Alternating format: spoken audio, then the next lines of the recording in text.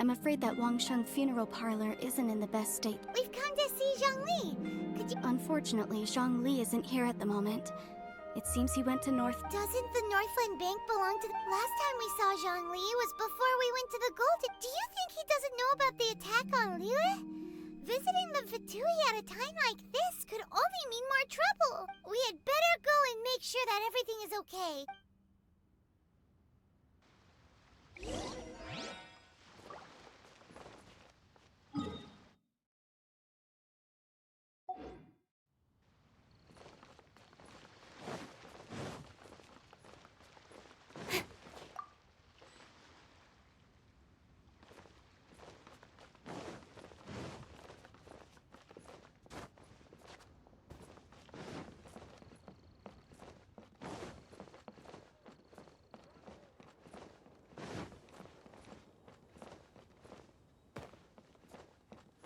What should I put in my letter?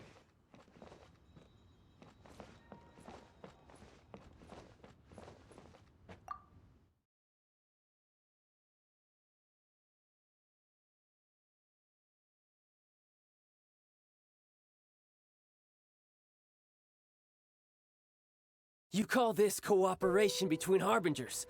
Cooperation involves communication, you know. Don't take it to heart, child. Besides, aren't you happy that you got to skip the formalities and bring chaos to the land?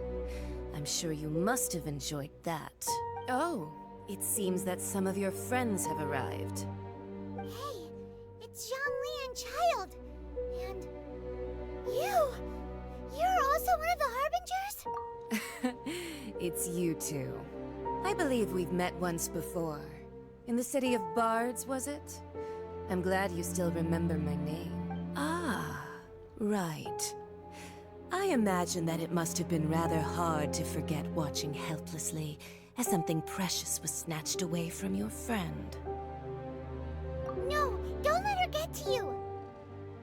You've yet to gather the powers of all 7 elements, and our last battle at the Golden House was almost more than you could handle.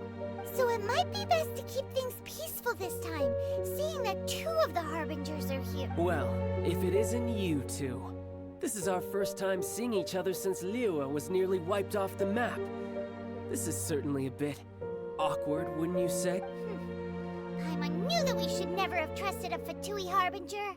Oh, now don't say that. Sure, I may have misled you, but I never had anything against you personally. Besides, I thought we were getting along quite well together, didn't you?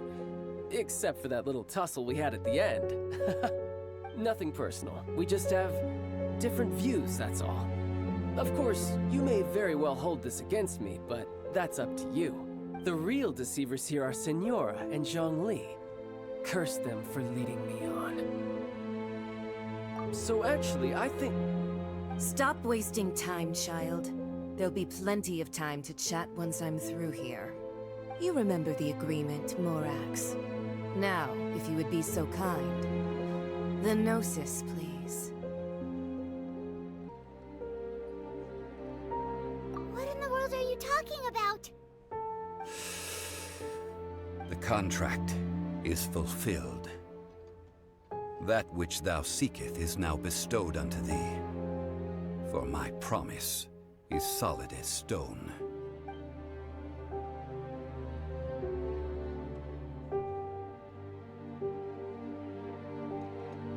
How sanctimonious. What? So you're the Lord of Chio? No, wait. That's an exciting twist and all, but why give the Gnosis to the Fatui? I do not give it for free. I give it as agreed upon in the contract. For it is a matter solely between the Tsaritsa and I. Yeah, you don't think you went a little bit too far with that whole fake death thing? Everyone was preparing the ceremony for you, and splat! This big dragon falls out of the sky, and all of Liyue goes into an uproar. Talk about a disaster.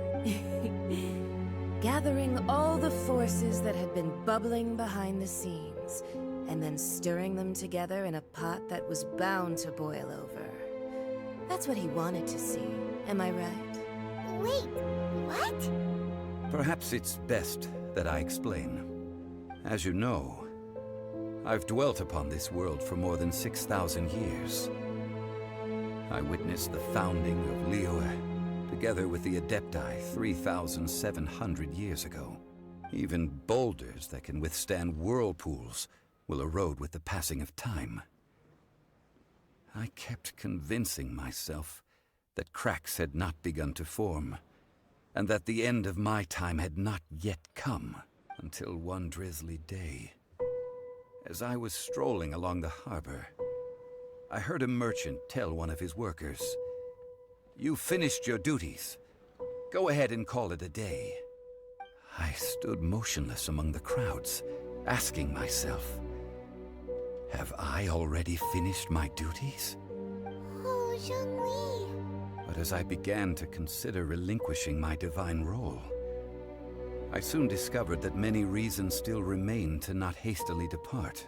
Was Liyue, the city I had dwelt in for so long, already prepared to enter its next age? I decided that a test was needed in order to reveal the answer, so I feigned my own death, and gathered the cast of Child, the Adepti, and the Liyue Qixing to play their roles together on the stage that was Liyue. That's right, which is why I continued to safeguard the Gnosis until now. So you mean that if the chaos ever reached the point of no return, you would simply appear and use your divine powers to bring Liyue back under control? Of course, and it would have been all too easy for him too. Just as a child quickly matures after losing their parents, so has Liyue matured when faced with the death of its deity. I was pleasantly surprised with the finale of the show that you all put on. Why, you even deserved an encore. The Adepti deserve the greatest applause, considering their years of seclusion.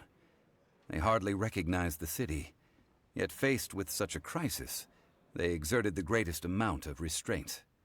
Not only did they manage to cooperate with the Qixing, but in the end, they even tried to understand the heart of the people. And hats off to the emissary dispatched by the Cryo-Archon to fulfill our contract, Signora. She managed to keep everything she knew in strict confidence, far from the eavesdropping ears of her colleague Child, just as I had requested. All the while, I carried on as Zhongli, and fulfilled the traditions of Liyue in this mortal form. Thank you for walking that path with me, Traveler. These things were all a part of my script. The only unforeseen plot twist was the conduct of the Liyue Qixing. I had expected them to do no more than the Adepti, to come to the defense of Liyue. But when all was said and done, they seized the opportunity to supplant Liyue's divine protectors, and used the subsequent power vacuum left by my death to quickly gain complete control of Liyue. Huh? That doesn't sound good at all. Ha! On the contrary, I think it is excellent. I had always feared that it was too soon for them to take over from me. And it was also that which I longed for the most. As such, this is the best parting gift anyone could have given this god of old. Hey, what about me? Doesn't anyone feel the least bit of remorse for deceiving me? You've practically kept me in the dark. I think that thanks would be more appropriate.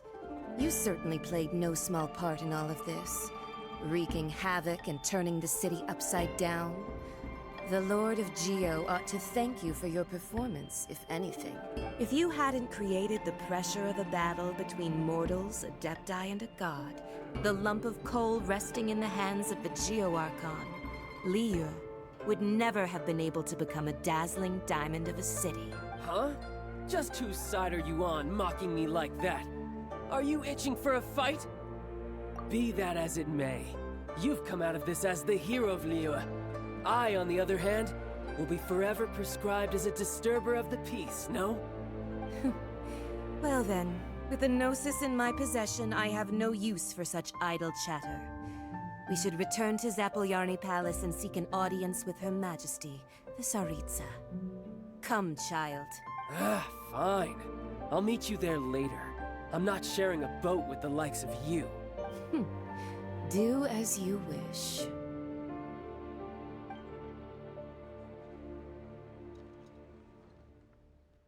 Now then, is there anything else you wish to ask me? Right! As Zhongli always told us, a good trade is a fair trade.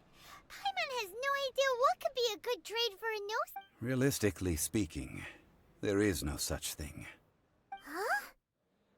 However, I am the god of contracts. For thousands of years, I have made countless contracts. If the deal was of no benefit, then I certainly would not be inclined to agree to it. My agreement with the Cryo Archon will be the last of my contracts as the Geo Archon. My contract to end all contracts. As for the bargaining chip that the Tsaritsa used to balance the scales, uncover that answer for yourself in your future journeys.